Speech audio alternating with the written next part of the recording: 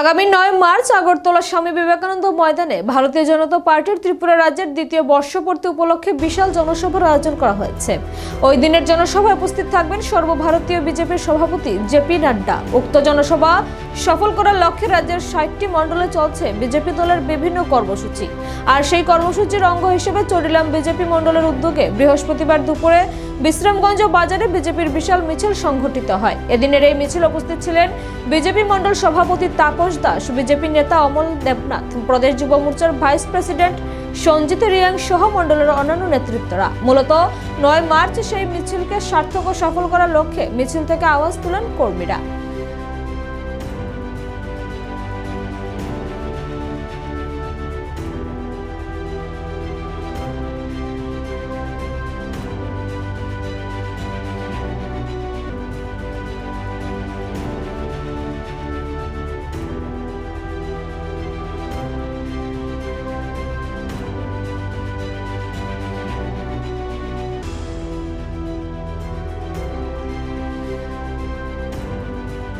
आठई मार्च हमारे द्वितीय टार्मेर द्वितीय बछर पूर्ति उपलक्षे आगामी रविवार दिन 9 तारीखे आस्था बोले हमारे राष्ट्रीय सभापति जेपी नाड्डा जी आसছেন সেই উপলক্ষে আমাদের আজকে বিশ্রামগঞ্জ লোকেশনে আমরা প্রচারে বেরিয়েছি। এই বিশ্রামগঞ্জে আমরা একটা মিছিল সংগঠিত করছি। কে আছে নেতৃত্ব? এমডিসি সঞ্জীব রিয়া, যুব মোর্চার ভাইস প্রেসিডেন্ট।